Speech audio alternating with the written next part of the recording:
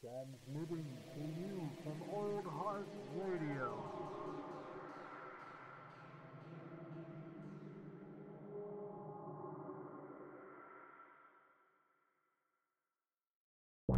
Episode 18, Matinee Edition. Oh my goodness. My goodness. It's that time. What time is it? Eating popcorn on Matinee Edition. Studio popcorn. It's always great. I eat some. This is another episode of Matinee Edition. Real quick here. Another episode. Episode 18 of Matinee Edition. Kudos for being here. Woo! You've made it, folks. You've made it to the prime time. Old Heart Radio's podcast.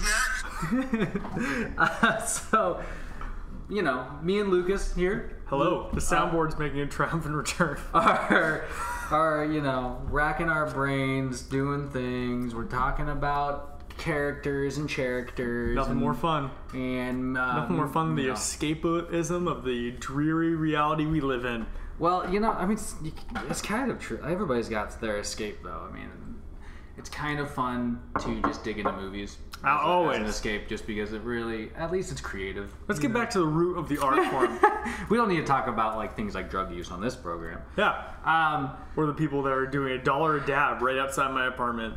Those dirty fuckers. Son of a bitch. Either way, so Matinee Edition number 18. It's mostly weird when we were talking about like just kind of prepping ourselves. We realized this is a very DC heavy program, so I want to just switch it up real quick. Yeah. And just throw out a couple of quick Marvel things that I remember reading over the course of this week. Let's go. One, they're developing a Silver Surfer solo movie. I saw this. So super stoked about that because Silver Surfer is one of my all-time favorite Marvel characters. Definitely. My God. Like, if they could do, like, a really fun... And they've already proven that they could do some cool Cosmos stuff. Fuck yeah, dude. Like, just, like, a movie about the surfer, like, just, like, on an adventure in the fucking cosmos. That's all we need out of a Silver Surfer movie. Don't even bring him to motherfucking Earth yet. Maybe what immediately comes to mind for me is, let's just say, like, fuck it. First movie... Or, like, maybe the first half of the film. Do, like, I don't know, it's a bad example, but Captain Marvel... Oh. How dare you knock that glass on the counter and make a noise? Where he's the Herald of Galactus for like the first half of it. Oh yeah. Like do something like that. Maybe could end with like the him being banished to Earth, which is part of a huge. I'm not super familiar with the Silver Surfer either than he was a Herald of Galactus, and then he eventually became a good guy. Like I was actually thinking about doing an episode of Coffee and Contemplation on him. Right now I'm reading the kind of just basically like Silver Surfer from 1980 to 1990 storylines. Right. They're really fucking cool. It's mostly cosmic adventures. You introduce a lot of characters like Drax the Destroyer and Adam Warlock. And wasn't Drax has like a weird comic backstory, right? Kind of. I mean, he was like created to like solely kill Thanos. So and by like eternity or something. Yeah, definitely looks different in the comics. Does he have a rocket in his chest or something? It's like it's like a. I mean, I can't remember. I can't fucking remember off the top of my head. It's been a while. The only thing that sticks out for me right now is his purple cloak. Oh yeah, I've seen that. I'm really hoping that pops in. That'd be a great cameo. But anyway, like Silver Surfer movie. Yeah. I'd be so down with that. Down with that as a solo. And obviously Liam Neeson's been rumored to be Galactus, right? So there's that. That'd be fucking awesome. But I want to touch on something you mentioned recently, which was the whole idea of like Shia LaBeouf being rumored to be cast as Moon Knight. Yes, which he was just on Hot Ones. Go and check that out. Yeah. It was a fucking great episode. Do you think there's I haven't watched it yet.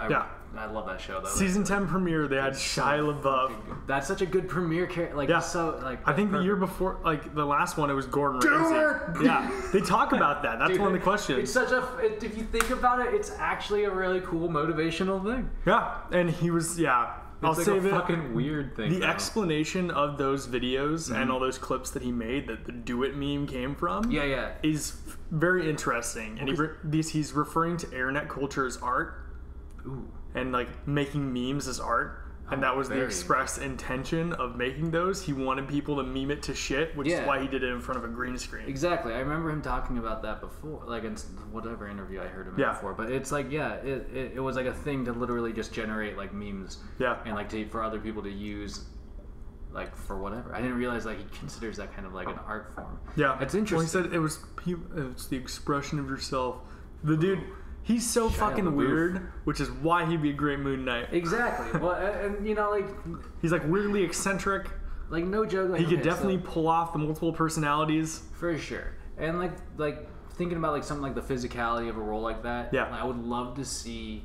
He looks fucking huge. He looks like he's pulled up. He looks like he fucking hit puberty again. If Marvel could get Chris Pratt to whip into shape, like whatever state Shia LaBeouf's in, they could get him to like watch that Hot Ones video. He's fucking jacked. Yeah, I don't doubt it though. Like that dude's always seemed to be like kind of taking care of himself a little. Ever since Sam Witwicky. Sam Witwicky? Witwicky? Oh god. So I mean, I would be really excited about that person. Yeah. And Moon Knight in general would be a really fucking fun character just to like see what they do play it out. So yeah, it's happening. Well, yeah, which is I think that is just the most exciting thing. And that led me to like the idea. I really hope that they involve those characters that they're just bringing into series somehow into bigger pictures eventually. I wouldn't be surprised if the whole like Moon God has something to do with like the Panther God from Black Panther. That'd be like the ancestral plane. That'd be a great way of bringing his canon like into like the bigger MCU. Yeah, and I wouldn't be surprised like all these. I mean, I feel like it's a given with the Falcon and Winter Soldier show is that these characters are going to come back onto like bounce between the especially with Disney Plus being so fucking cheap. Like anybody that really gives a shit, which at this point, like is a lot of people. They're gonna pay it for it and watch. So it'll be. I mean, that's a good point though. With Falcon and Winter Soldier, it kind of does. And I guess WandaVision. Yeah, they're two, and like with WandaVision directly, she's gonna be directly hopping from her show to Doctor Strange. Yeah, damn. I didn't even think about that. Which they said in the press conference when they announced both those, that those are going to be inherently tied together. And that the events of WandaVision is going to spur the next season, the next Doctor Strange movie. Dang. So, It's going down. It's exciting. Okay, so... Do we have any more Marvel stuff here? I really don't think so. I didn't really focus heavily on Marvel. We got just a heavy DC week. Yeah. I want to quickly throw something out there that I thought was fucking crazy. What's that? So, there's I forgot, I just saw it. I don't know if it's a recent comic. It's from the Injustice 2 run, issue 38. It's right at the end of the comic. I guess at some point Zod killed one of the Bat family. And it sounds like either Nathan Drake or the other one. I think it's Nathan Drake died. Okay. And so Zod killed him, and it's like in the Fortress of Solitude, and Batman's in like his fucking mech suit, and Zod's fucking everything up, and it looks like kryptonite initially. And so Zod like stutters back, and Batman's like, yeah, that gas is what you think it is, but there's also something else in there. You killed one of my boys, and you deserve to be afraid. That's kryptonite and fear toxin. Oh, shit. And the comic ends with a giant, like, scarecrow-looking Batman, and him saying, you deserve to be afraid, because I'm going to fuck you up. And that's the last page of the comic, is Batman telling General Zod he's going to fuck him up. That's intense. I saw that. I was like, holy shit. Dude. What's going on in the Injustice storyline? Well, that is a good question. Let's touch on that for a second, because I have not actually read any of the Injustice series. I played the games. I've literally just I played like one of the games, but I mostly played it for the multiplayer. Yeah. To be honest. Because they're made by the same people as Mortal Kombat. Totally. I mean, the story, the comics really just took off. Like, they ran with that storyline. It is an intriguing storyline, to say the least. Well, I mean, you know, like back in the day, they used to have all these different Elseworlds comics. Yeah. This definitely is like... This is like the mother of them. It's the mother of all Elseworld comics, because it just keeps going, apparently. Yeah. But also, it's completely flipped some of these characters. Like Superman's like... Wonder Woman's a villain. Yeah. Batman ends up being the main hero of everything. Not Nathan Drake, the other Robin. Tim. Yeah, Tim. Tim Drake? Okay, let's get... No, whatever. Who are we talking about? Tim Drake was one where... Not Nathan... Oh, I'm saying Nathan Drake. Son of a bitch. Nathan Drake's a different character. I'm talking about... Yeah, Is that what you said earlier? Tim Drake. Yeah, I said Nathan shit. Drake. I just kind of heard Drake. I'm talking about that fucking PlayStation game. We got, Dick Grayson, Tim Drake. Dick Grayson? Dick Grayson is the one that ended up signing with Superman. Damn. Yeah. That's a blow. Yeah. But ended up becoming this like propaganda-based Batman. That's... Yeah. Well, and they hinted at that. So, like, in the Batman v Superman movie, the dream, the out-of-nowhere dream sequence... Which it looks like they've all but dropped. That was there, kind of alluded to that sort of, like... world, where Superman had flipped, and now he's like ruling and the world the with an authoritarian regime. Yeah, and everybody's like, it looks like Nazis with Superman's logo on their arm. Yeah, which I mean, it like I said, it plays into the Injustice storyline, but the Injustice storyline reminds me of, and this was like a fabled thing when I was a kid. So. I don't know if this makes me sound bad or not. When I was in high school, I got really fucking bored, and I don't know if it was like my attention span or my focus or whatever. It was just that, like, I just got bored, so I'd like show up, do the tests, put in some of the work, and then I'd spend most of the time researching or looking up comic book storylines that I never had a chance to get my paws on. Yeah. Which, whatever. No, everybody's got to do something. Yeah, I mean, amongst other things, but like, there's this fabled storyline called, what was it? It was written by Alan Moore, and it was called Twilight of the Superheroes. And I've heard of this. The only thing that was released on it was this partial synopsis of what he had originally put together, and it was based on like this opera, Twilight of the Gods or whatever. Yeah.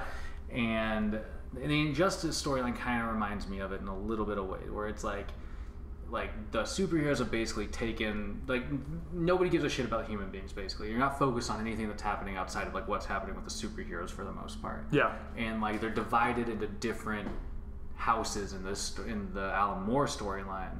But in the Injustice storyline, they're divided by like regimes, they're divided by loyalties, and like philosophy and all that. Philosophies. But you see a lot of like kind of like, if I'm correct, you see a lot of like the magic heroes all kind of like categorized together, and like you see Superman and Wonder Woman, all these powerhouses, kind of like really split how you'd imagine them split. Like I mean, the initial, like, I would be surprised if they took a lot from that for Injustice. That was my point. I feel like because they never committed to making that, it would have been this amazing bit, though. I imagine this amazing crossover. But I feel like they took elements of that kind of thing. Yeah. That would be, I feel like if they made that in like a main continuity, it would fuck everything up. Well, and that was the point, I think. Well, it was Alan Moore's original story that was like, and they do that a lot now, though. Yeah.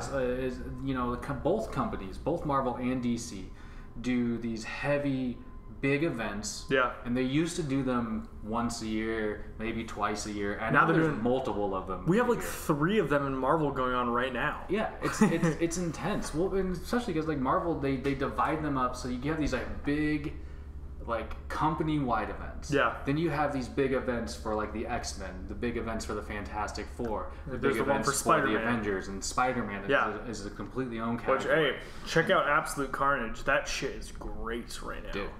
Like the shit they're doing with Spider-Man and like over the last handful of years even is just fucking like they're Superior Spider-Man run for a few years ago is fucking gold. They just burst open the doors of Spider-Man's universe and have like allowed so much to happen, so much growth to happen in terms of like his like backstory and lore and canon and like just as a character, and like the characters of things like Carnage have been developed hugely. Venom's comic run from like last year was supposedly really good. Venom, I mean, like was one of the first breakaway characters to become like their own anti-hero, and then more almost like popular enough to rival at times the original superhero. Yeah. Venom. Like, I mean, I remember I remember as a kid the '90s animated show made Venom so cool. Yeah. Like, even this like weird, like he was like kind of creepy and everything, but it made him so fucking cool. Yeah. And I mean, that's one of the brilliances you start seeing in actual movies. If we're tying this back into movies, like you start seeing them develop more detailed villains. Yeah. With like Thanos, for instance. Like Thanos, you gave him the fucking depth that character needed, and they saw the payoff for it. Yeah. So we're gonna start seeing that in not only Marvel movies but DC movies. I think because DC's taken a huge towards it. I like the segue. And they're focusing on it. They've got Suicide Squad, which we've talked about. Yeah. Let's start off with Birds of Prey. And then there's Birds of Prey. Yeah. Birds of Prey is, because there's way less to talk about here. It's still it's still in, it's like they're kind of just like creeping things out. There isn't really much to talk about, but there's still something here. So they just put out the poster this week, and February 7th. Man, not to knock it already, but it did strike me as like a fan made poster when I first saw it. I was just sort of like, what the heck is this? It looks fucking weird. It displays most of the, if not all of the main characters, I imagine. Yeah, they're in front of Harley Quinn's face with wings on them. Do you know who's on it? Dude, in terms of the characters? The only ones that really stick out to me, there's a girl with a gun here. There's Ewan McGregor looking like gay Black Mask. He's definitely going to be Black Mask, that's for sure. We know that. I'm so pleased that he's not wearing a black mask. I know, on the fucking poster. Fuck? watch him during the film or something get like some shrapnel to the face. Yeah, like Black Mask does in the comics, and then he puts it over. Yeah, he won't be. Yeah, they'll show the development of him. It's probably. like if you zoom in on the poster, it looks like he's wearing eyeliner. And I'm like, fuck, what a horrible... if we've ranted about this before, that they really shouldn't make the first... they're beating Marvel to the punch on the first openly gay character. They are. Or openly gay main character of a film, and they're making him a fucking bad guy. Yeah, it's a dicey move, but Ewan McGregor himself, though, is such a fantastic and fun fucking actor and person to watch that I think you'll kind of move past that in a way. Hopefully. You'll probably see, I'm hoping to see, out of his character, I'm hoping to see, a fun, kind of loud version of Black Mask, but at the same time, I want to see the brutality of Black Mask. I want to see the crime lord. Well, when I think of I don't think of the loud Black Mask. I think that's why this throws me off as much. When I think of Black Mask, what comes to mind is how he's very mentally disturbed and how fucking menacing he is. Yeah. There was a storyline in the comics where he kidnapped homeless people, and to satisfy his need for violence, he dressed them up as Batman and tortured them. Yeah, well, and that's what I mean. But then I look at this poster, I see a dude wearing an all-white suit and a floral button-up underneath it. Yeah, and I'm like, this doesn't give me the same vibe. He doesn't look like he likes to get his hands dirty. Yeah, definitely not. And he's also wearing gloves. And that's what I want to see from his fucking character. And so if we don't see that, it will be a disappointment. Exactly. That's for sure. I do have faith, like you said, in Ewan McGregor, though. That dude's he's a fucking actor. He's a great fucking actor. This will probably be one of the only things you see him in, aside from the Obi-Wan Kenobi series, which was probably going to eat up the rest of his fucking time. Dude, there's the Doctor Sleep movie coming out in a hot second. We'll talk about that. Really looking forward to that. We're gonna be doing in the month of October some sort of Halloween spooky films. Yeah, definitely. October, we're gonna set aside. I want to set aside most of the time for horror and spooky and sci-fi. We'll have to watch some movies because I'm not super familiar with that. But that's we'll get to rainy day. I will probably be dropping money into my rental account soon. No, that's pretty much it with this. Yeah, I mean, we know that there's a handful of characters that are appearing in the movie, Huntress, Black Canary. Yeah, I was gonna say it looked like Black Canary was on there, and obviously Harley Quinn, which I doubled down on my statements. We got Harley Quinn's gonna be Renee Montoya, Victor Zazes, and Cassandra. Victor Zaz. Yeah, whatever. And Cassandra Cain, who looks like she's a Batwoman? Yeah, so Cassandra Cain's Batgirl. Okay. Cassandra Cain's a version of Batgirl, I believe. Yeah. Don't quote me on that.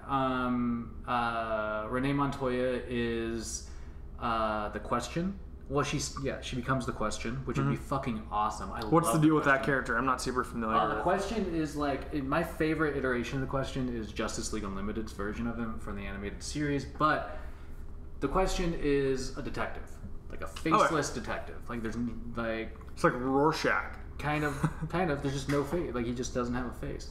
or she doesn't have a face.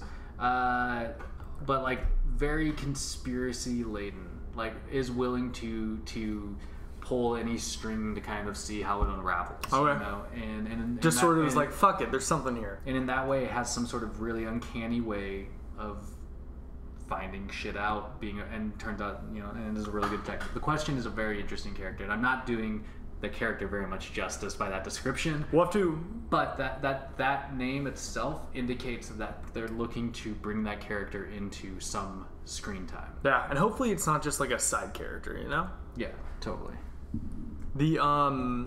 So I'm on that note, that's pretty much all the Birds of Prey stuff that we know about. Fair enough. It is astonishing that a movie that it's like, it is a DC film. They haven't been as critically acclaimed as Marvel, but it's coming out in February, and we've only seen like that screen test trailer and that poster. Yeah. Which I guess the actual trailer for it aired exclusively in front of It Chapter 2.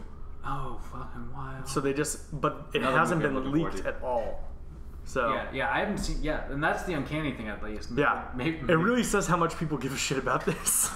Well, I mean, or maybe they're just very fucking tight-lipped on it. Who knows, man?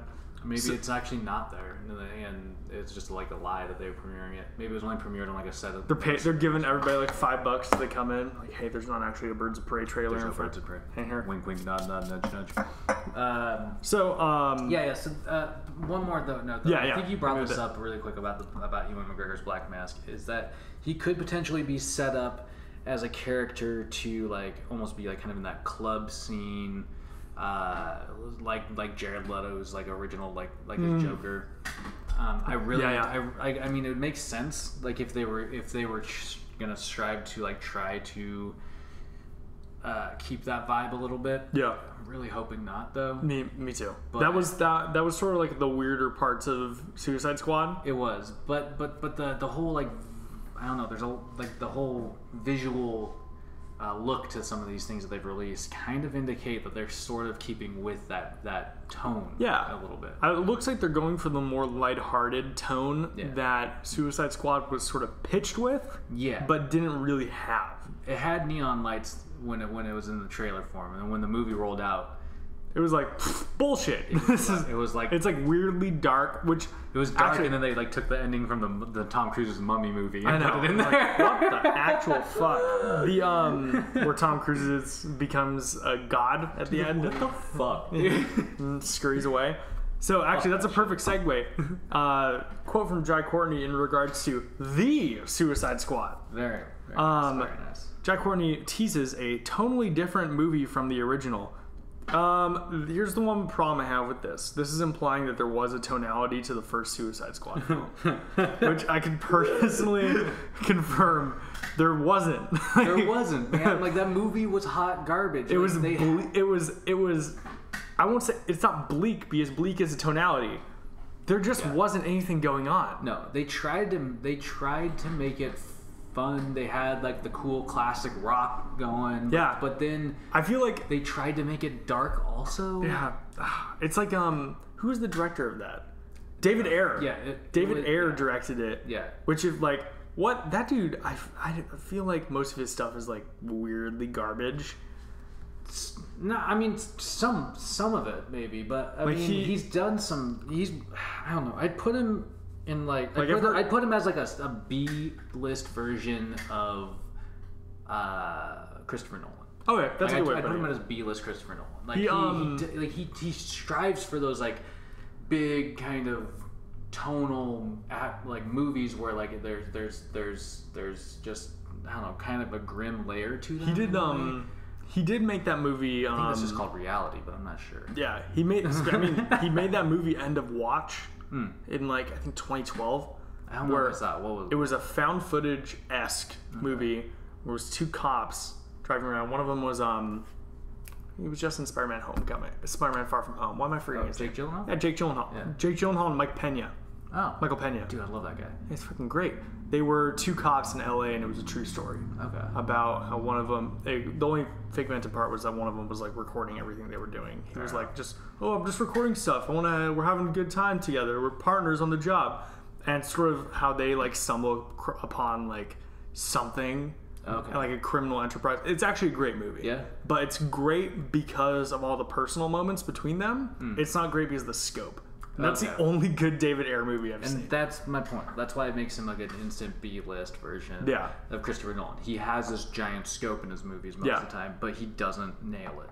Yeah, exactly. He's just missing. Did you ever something. watch Bright on Netflix? Yeah, was that one of his? Oh, Yeah. That was another movie, dude. I saw. was stoked about that movie because it looked like it would be like the opening for a really cool like universe, sci-fi fantasy.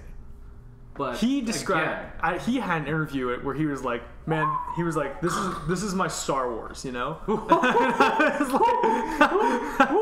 No, you can't. Don't walk around with that out there, man. Like, nope. Dude, that's a bad way to start your hopeful franchise. Yeah, man. fuck. What a dicey start to that. So but I mean, like, tonally different. You said before we started here, that just sounds like it's gonna be fucking James Gunn directing.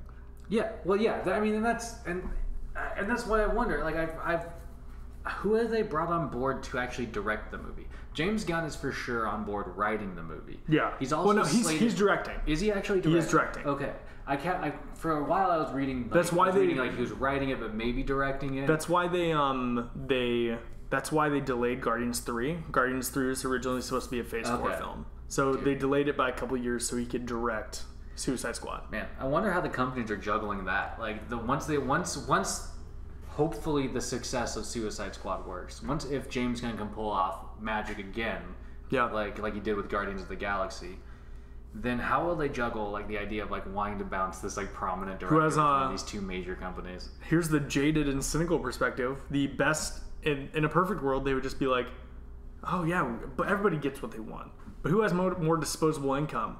Time Warner or Disney? I mean, that's a good question. It's probably going to be Disney. It's going to be Disney. And if Spider-Man's anything to reference, we know that disposable money is exactly what everybody gives a shit about, and it ruins the world. Fuck! So the polar ice caps are melting, and all the fucking and Spider-Man's on the MCU. So the next DC thing I'm for sure wanted to touch on. I read that Joker, which I like honestly, I'm more stoked about the Joker movie than I have been about any of the DC movies, the big screen DC movies since The Dark Knight. Yeah, like for sure.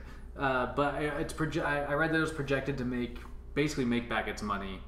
It's projected to hit like 88 million on its opening weekend, which the only reason I personally give a shit about that figure is because it will ensure the success of hopefully smaller, more character-driven movies. If it's going to make its money back in the first weekend, then the rest that's profit, which means that everybody's going to fucking be happy with it. Yeah.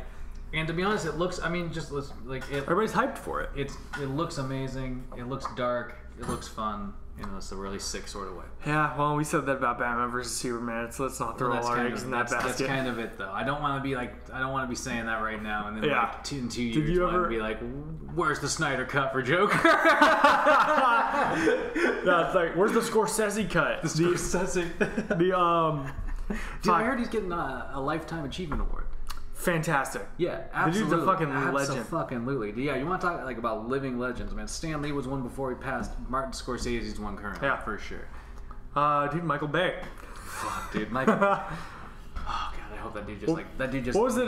Just need to fall into a ditch and not get up. The one good, relatively recent Michael Bay movie, the one with The Rock, Anthony Mackie, and Marky Mark in Miami. Why am I forgetting the name of this? I thought it was entertaining. Weirdly, I've talked about this movie like a lot in the last like handful of months.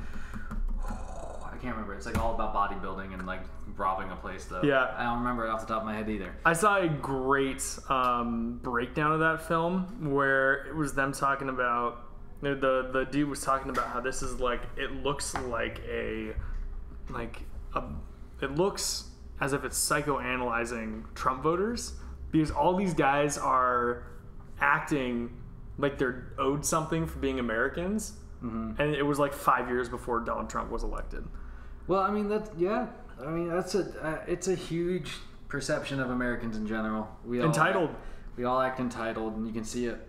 You just really can't. I'm looking for it. I'm on a hunt. I think we're both on our phones looking for this shit. I'm just looking at other things. Like, did you ever catch that like short film Kung Fury? Yes. So they just announced that they're actually filming Kung Fury 2. Really? Yeah. What? And Arnold Schwarzenegger is in it as the president of the United States. No. Yes. Get the fuck out of here. The original, I haven't watched it in the grip, but I believe the first Kung Fury kind of left off with that like sort of note of him being the president.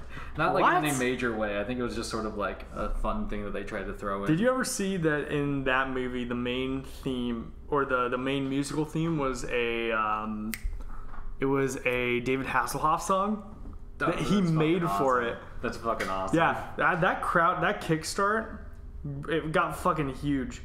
I also want to bring up one more thing. Yeah. Rambo: Last Blood. Yeah, that just came out. Right? So I was thinking we could fill the last bit of the podcast with this sucker. Dude, I remember the Rambo movies from when I was a kid. But what's the deal with the new movie? So it just got released.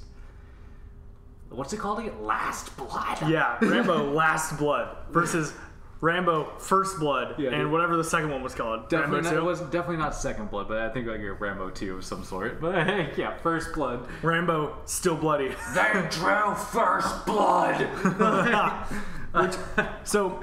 In what I've seen, number one, it's getting like 4.5 stars out of 10 consistently.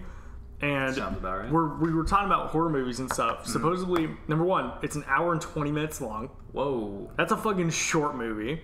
Well, I mean, you don't want to try and make people sit through much longer than that in a Rambo movie. I guess the last like 30 minutes of it is like he has a ton of fucking tunnels under where he's living, and he has a ton of traps, and it turns into like borderline slasher-esque gore. Shit. all the reviews I've seen is like the last 30 minutes of this borderline devolves into horror film. Yeah, I mean, and that's an interesting take on the fucking Rambo shit, dude. So wasn't the first movie like this relatively like profound thing on like PTSD, and he would like come back home? That was one of the things that like that movie touched on. Like definitely, it touched on the idea that like him as like I can't remember, it's John Rambo. Yeah, something like that. That's Rambo.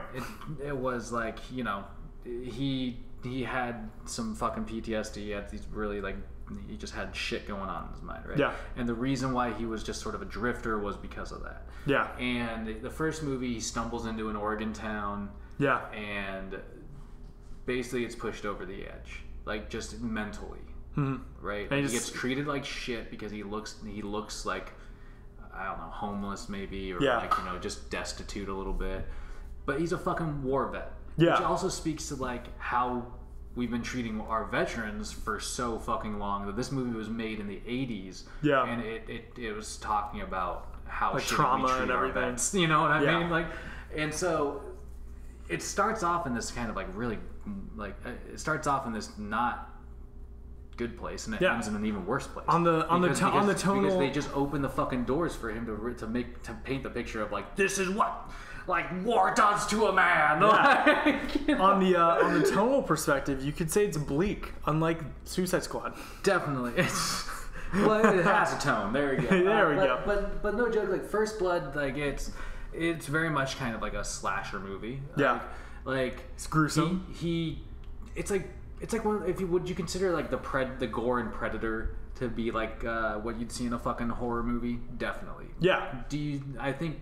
So that's what to expect from like maybe this Last Blood sequence. Yeah. So what I'd no the reviews getting ripped out, but pretty much the review that I watched, the dude was like the Red Band trailer stuff for this film was so gory that they had to blur it so they could get ad revenue on YouTube. Shit. So it's like people getting like stabbed and stepping on shit, and then like the entire screen is just blurred. Damn. In the middle of this review, and I'm like, holy fuck, that must be crazy. Well, if it's that grotesque that a film that is very like concretely made up is getting ad revenue taken off of people's channels for reviewing it on YouTube, that's fucking insane. Yeah. Well, and that's like I would expect nothing less from perhaps from hopefully the final chapter in the Rambo storyline. It's gonna be Rambo First Blood. Oh my god. Rambo 2, Rambo Last Blood, No, Rambo there's a Rambo 3. There's a Rambo 3? Yeah, there's a third Rambo. What the fuck? So back in the day, okay. Rambo 3. Back in the day, there's a series that we used to make. It was like a movie series called Hot Shots, right? There's actually 2 movies in the Hot Shots series. Hot Shots 1 and Hot Shots Part 2. And with that intonation? Yeah. And, fantastic. And they made fun of action movies at the time. Awesome. And in the second Hot Shots movie, the opening sequence, they make fun of Rambo 3, which is like... What's the deal? In Rambo 3, there's this whole like sequence where like this guy goes to like find Rambo, and he's been at this monastery where he's like, you know, kind of, or not really a monastery necessarily, but he's just basically just been like off the fucking grid, like hanging out with like, you know, just poor people. Yeah. But he also is in like an underground fighting ring. And what like, the fuck? It's like there's a sequence where like him and his opponent get their hands wrapped, right? And they're getting all of this build up to fight, and then they dip their hands in like tar or whatever. Yeah. And then they dip their hands in like shards of glass and stuff, and they're in a fucking battle and shit, right? And this Hot Shots movie made fun of it in the most brilliant way, where like Charlie Sheen plays basically John Rambo. Yeah. He dips his hands in like hot fudge, and then dips his hands in like sprinkles, and then dips his hands in like other like gummy bears and shit, and then him and his like opponent start squaring up to fight. And just like squishy. And like I hope that like with like these like and Sylvester Stallone's movies lately, like they've been weirdly popular reimagining like just addendums to his other franchises, right? I mean like or even just like paying homage to that. Yeah. I will say I fucking love the second Expendables movie. Those movies are, I mean... They're outlandishly fun and stupid. And that's exactly what they were designed for. Yeah. That's exactly like what 80s action movies are for people. The fucking second Expendables movie, the bad guy is played by Jean-Claude Van Damme. Just marinara. And his name is Villain. Which is something that I fucking love. And he roundhouse kicks a knife into Liam Hemsworth's throat. Which is pretty... I started that movie, I was like, oh, they're bringing in like some young talent, they're the new action stars, and then they kill him. And they fucking kill him. And it's just back to fucking, he's a chemical engineer. Who? He was in Aquaman. Why am I forgetting? Chemical engineer in Aquaman. No. He's Dolph actually Lundgren. Yeah, Dolph Lundgren. Yeah. The Dolph. I was like, I must break you, dude. But that if he dies, he dies. Like the Rocky, the Apollo Creed movies that they've made in the Rocky movie universe. Which you gotta fucking watch Creed. I do, but they've been successful. Yeah. The Expendables movies have been successful to an extent in their own right. The third one bombed, but that was because of Mel Gibson. I mean, let's see. This isn't even the. Stallone also did a Rambo movie within like the last 5 years, I believe. Are you shitting me? Or not 5, maybe like in recent memory. Yeah. It was definitely like, yeah. So it's definitely a different. There's 5 Rambo movies? There's got to be now. Wait, I'm looking this shit up. There's the original 3, then there's one that came out in like maybe 2000. God, sometime when Barack Obama was president. And then there's now this one, and like that shit, like he's been pulling off success with his fucking what in the actual boots of his franchise. No, you're totally right. What year was it? Did you look it up? 2008. 2008. Holy shit. So First Blood. I was right. Barack Obama was like president. Yes, dude. Like the hypothetical thing is like, guys, I remember when the MCU started. Don't remember the exact year, but Barack Obama was president. Back when Obama was in office, we had the MCU. Okay, so First Blood, 1982. There's 6 of them. What the fuck? There's 6 movies. Yeah. Holy shit. The Detached Mission, so not Rambo, titled. Then I guess he made a cameo in it because it's here under Rambo Films. Interesting. Maybe it was like a Rambo First Blood Part 2. That's it. That's what I was thinking of. What earlier. the fuck? Yes, there's First Blood and there's First Blood Part 2, which I thought was so fucking confusing as a kid. Because yes, I did watch these movies. Why don't you just call it Second Blood?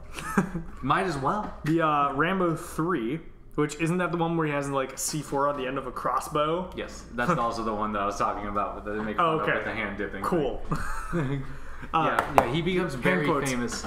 Cool. Yeah. He becomes very, very famous for his bow and arrow use. Great. Throughout his tenure as Rambo. Rambo. Yeah, it's like bow with a W at the end. Bow. Rambo. And then there's there's Rambo. And there's Rambo. Wait, what's it called? The Fight Continues. What the fuck? In 2008. That's the name of the movie from 2008. Yeah. The Fight Continues. Subtitled The Fight Continues. Bullshit. And then Rambo Last Blood. And the cover photo for Rambo Last Blood, you can like see the Botox flowing that they need to get Sylvester Stallone to be able to smile. Or grimace in this case. How old is Stallone right now? I do remember like a year back there was a fake news article that's like Sylvester Stallone has died in his home in Philadelphia. I remember that too. And he commented on it. He was like, "Good to see him." No, wait, no, that's bad term. Good to see him still alive. Stallone, for whatever age he is, he still looks like he can kick my fucking ass. He's like a jacked old man. No joke. The first thing that came up on Google was his age. 73. 73. He's 2 years older than Samuel Jackson. Fuck, dude. Dude, so the last thing I want to say about Stallone is that congratulations for the release of Rambo Last Blood. I saw this Arnold Schwarzenegger little like clip on Instagram. You told me that there was something. You didn't tell me what was going on. He had this like kind of this knife that Stallone. Rambo was like one of the famous weapons he had was a fucking this like big like hunting knife or whatever, or combat knife. And he had it framed. He had like Schwarzenegger had it framed and like signed and everything. He was like, "Hey, I just wanted to." The Southern Arnie? Southern Arnie. He's like shouting about. He's like, "Hey, I just want to like say like like congratulations to my friend Sylvester Stallone on the release of this movie, but you call this a knife?" And then he pulled up this other thing. He's like, "This is a knife." He pulled up this like bigger knife, and he's like, "This is what we used on Predator." And he just like instantly one-ups his fucking ass. I love it. But that's the nature of it, dude. Like I remember, and like.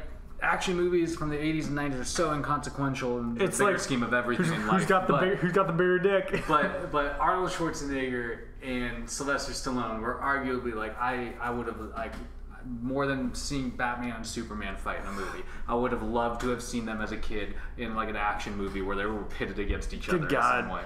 Because they were like the staples for action movies, man. Did you So like in the Expendables, it's just like them throwing out the fucking lines. Yeah.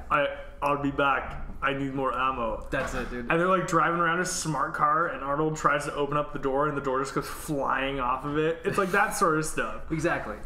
Like they're just these beasts of men. Well, and I love that they're all super old now, but like most of them look like they could still kill you. And they all talk shit to each other. Yeah. That's the funnest thing. They're all buddies. They're all buddies, and they're all big and beefy. And they look like they can kick your ass if you talk shit to them, but they all talk shit to each other and smoke cigars. Yeah, pretty much. I say we wrap it up there. I never threw out how much money it made. How much money did it make? So it's supposedly going to make $20 million within the first weekend, but it made 1.3 in just opening night sales. Jeez. So just 9 to midnight yesterday. Day of recording today is the 20th of September. Again, like kudos to Stallone. Like, for some reason, he keeps bringing in some sort of appeal to it. Right. Nothing like a 4 out of 10 movie going in and making fucking money. There it is. Get on him. It's like Hobbs and Shaw, you know. I think Hobbs and Shaw's not a 4 out of 10 movie. It's probably like a 6.5. Oh, perfectly average in about every way, in my opinion. Maybe. I mean, like I definitely loved the movie. Anyway, we don't. Hobbs. They're without Stallone's die-hard influence throughout the 80s, 90s action movie scene, and we wouldn't have Hobbs and Shaw movies anyway. So they're all entangled next to each other. Yeah. Yeah, fair enough. But like I said, either way, I say we wrap it up. This has been Amen. which episode? Episode 18 of Matinee 18 Edition? Matinee We're Edition. getting close to that. The big 2-0. Soon we're gonna be. Oh, we're legal now. We'll be able to buy beer before you know it. Yeah. Huh. Either way, go out there and do whatever you gotta do. Do your stuff. And always remember, drink water.